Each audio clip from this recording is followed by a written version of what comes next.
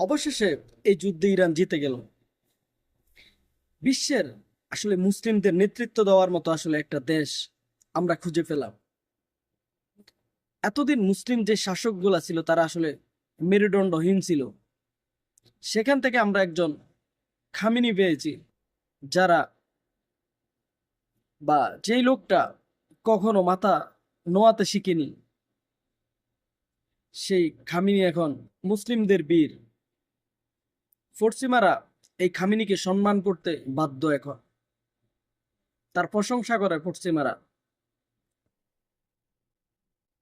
এই যুদ্ধে অবশেষে ইসরায়েল হার মেনে নিল। তারা যেই নির্মম হত্যাকাণ্ড আসলে চালিয়েছে গাজাতে, তারই ধারাবাহিকতা আসলে ইরান চালিয়েছে ইসরায়েলের উপরে। অবশ্যই আমরা ইরানের পক্ষে থাকবো।